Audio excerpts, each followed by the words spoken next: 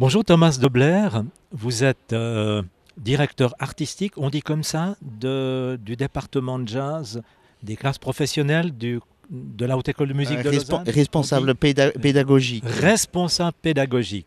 Voilà, oui c'est vrai que maintenant on a des titres un peu, c'est très complet et très C'est très complexe complet. Et à puis la fois. j'ai plein d'autres titres aussi, mais on va Voilà, pas aller dans les voilà. détails. Voilà, alors on va rester au titre de responsable pédagogique.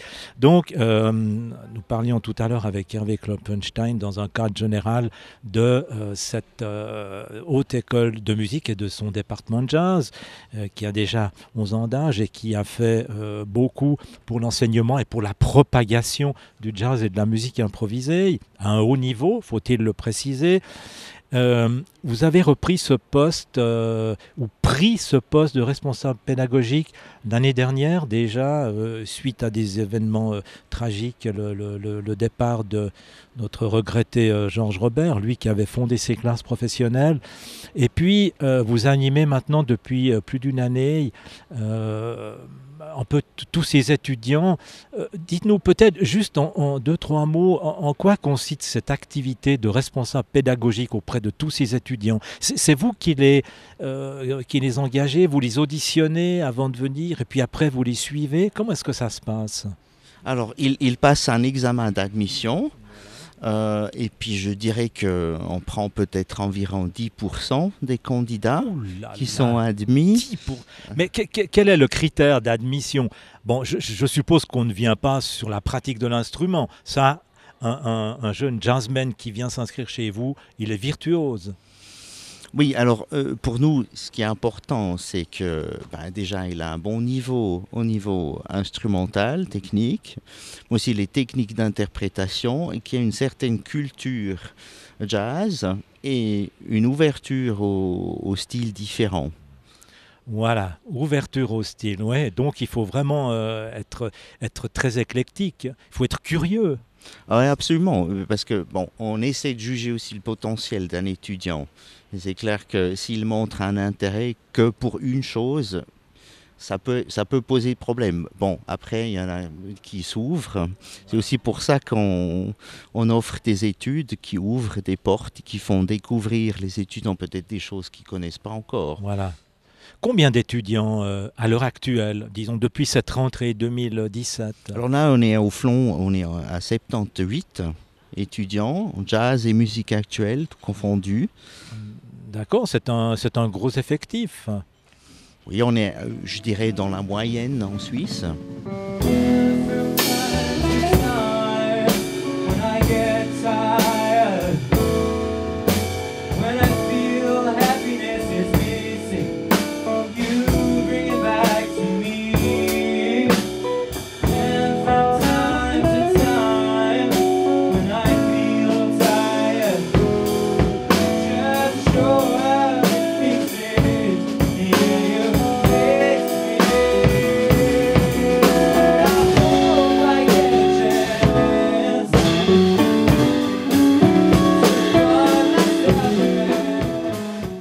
Bon, ce sont des étudiants donc, qui font bon, le jazz, bien sûr, et puis les musiques actuelles, genre musique électronique et autres, c'est dans ce style.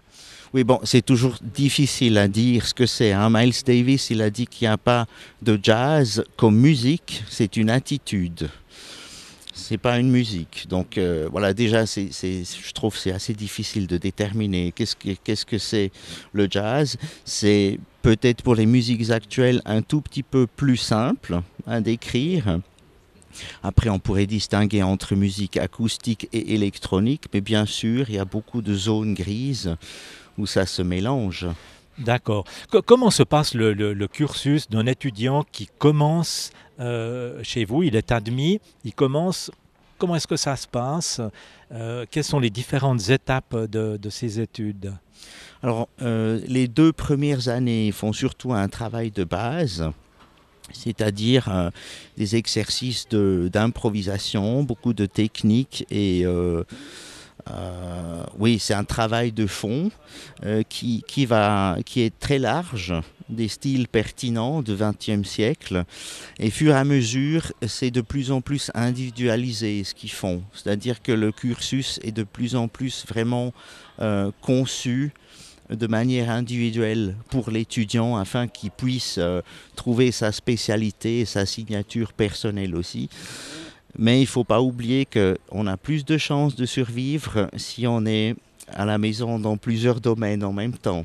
Donc c'est un peu une contradiction à la fois de se spécialiser mais en même temps d'être large dans le spectre musical. D'accord. Et au bout de 2 ans, est-ce qu'il y a des certificats intermédiaires, bachelor ou... Alors après la 3e année, ils obtiennent un bachelor quand ils réussissent. Et puis ensuite, il y a 2 formes de master. Un master en pédagogie et un master en interprétation. Voilà, d'accord. Alors, j'en viens maintenant à ces concerts que nous organisons conjointement ensemble depuis quelques années déjà, et puis qui depuis une année servent de certification, où il y a chaque fois 1 ou 2 jurés qui sont là, parmi le public. C'est des concerts qui nous permettent de faire des découvertes assez extraordinaires avec des jeunes qui sont souvent très attachants sur un plan vraiment relationnel, et puis qui nous présentent beaucoup de virtuosité, beaucoup d'originalité, et puis qui nous font découvrir aussi des jazzmen passés qui ont vraiment marqué l'histoire du jazz. Alors je pense que cette année, nous avons 7 concerts et 14 ensembles différents avec des hommages. Si on les passe un petit peu en revue, on va commencer ce samedi 14 octobre avec un hommage à Bob Brookmeyer, ce tromboniste américain qui est décédé il y a 3 ou 4 ans maintenant. Et puis un second concert à Charles Lloyd, qui est un saxophoniste, qui est venu, je crois d'ailleurs, ici faire des masterclass pour les étudiants, c'est ça? Oui, il y a quelques années, je pense. Ouais. Voilà, et puis je crois qu'il a marqué un peu les esprits.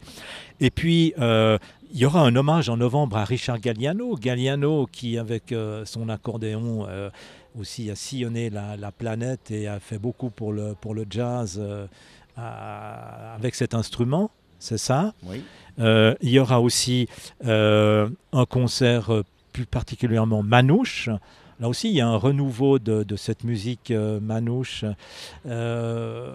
d'essence plutôt populaire, hein, qui nous fait remonter aux années Django Reinhardt et autres. On aura un concert avec un hommage à Chet Baker, grand trompettiste aussi devant l'éternel, avec cette touche très délicate. Il y a d'ailleurs un film qui lui a été consacré il n'y a pas très longtemps à Chet Baker. Un hommage aussi à McCoy Tyner, hein, aussi grand pianiste. Et puis un concert à l'enseigne de The Great Innovators, hein, les grands innovateurs. Un autre avec le jazz plutôt de type oriental, notamment hommage à Anwar Brahem, à l'oud et tout, un oudiste assez fantastique. Il y a une année, on a eu aussi un concert de ce type. Il y aura un concert spécialement à l'art du trio. Ça aussi, ça ne doit pas être facile de jouer en formation trio. Où on est un peu tout le monde est à découvert, il faut s'écouter, je pense que c'est pas évident. Le trio, c'est un peu la forme classique. Je dirais que c'est comme le quatuor à cordes pour le monde classique. Donc c'est en quelque sorte c'est une formule classique, mais en même temps c'est le plus dur. C'est le plus difficile. Oui, hein, oui, c'est clair. Et puis après, il y a tellement d'idoles à étudier. Et puis... Oui, d'idoles à étudier, mais après le but c'est aussi que les étudiants fassent aussi leur propre musique et puis apportent leur propre touche. Hein, ça aussi c'est important. On aura aussi, expliquez-moi, Jeepers Creepers. Qu'est-ce que ça signifie ça? C'est un concert à cette enseigne Jeepers Creepers, New York, au beau milieu de la nuit, les rues de Broadway, avec aucune lumière à l'horizon, et puis il y a une fête qui va commencer ça aussi c'est assez tentant comme programme. Oui, alors peut-être juste quelques explications pour le programme en général. Alors ce qu'on essaye, c'est à la fois de choisir une thématique qui soit très claire sur un plan pédagogique qui permet aux étudiants de vraiment étudier un artiste ou une direction, une époque ou des approches très spécifiques. En même temps, ça devrait permettre, si on choisit un titre comme ça, aussi au public d'identifier ce qui va se passer, qu'est-ce qui les attend. Et en même temps, on peut créer, alors avec les 2 groupes et les 2 programmes par soirée aussi, le fait de raconter une histoire. Quand on programme, on se met à la place du public et puis on réfléchit comment je fais pour que ce soit une bonne soirée. Et donc on a ces programmes hommages qui sont dédiés à un artiste. Souvent ce sont des artistes clés. Et dans le cas de Jeepers Creepers, c'est clair que ça c'est un hommage notamment à tout ce répertoire de Tin Pan Alley, de ces grandes compositions de Broadway. Issu, je dirais, la moitié du répertoire de Great American Songbook qui vient de là. Composition intemporelle, de toute façon. Et puis, qui sont tellement bien faites qu'elles se prêtent à être trituées, à être transformées, à être rénovées, vraiment à l'envie. Chacun peut y apporter sa propre touche. C'est ça peut-être la marque aussi du grand répertoire. Oui, mais je dirais que la spécificité du Great American Songbook, c'est que l'interprétation, c'est la plus importante chose. C'est-à-dire que si vous allez dans le jazz plus moderne, ça ressemble plutôt à une composition qui doit être interprétée d'une certaine façon. Ce qui veut dire, après, il y a toujours de l'improvisation, on a une certaine liberté, mais le Great American Songbook, ce genre de composition peut être interprété de n'importe quelle façon, y compris des harmonisations, on peut changer de tempi, de forme, et c'est ça ce qui est si intéressant. Oui, c'est vrai. D'ailleurs, j'ai entendu il n'y a pas très longtemps une version de grande composition de Gershwin, mais avec des harmonisations absolument neuves et une manière assez actuelle d'interpréter la chose. C'est assez fantastique, hein. Et ça, je crois que c'est la marque du génie.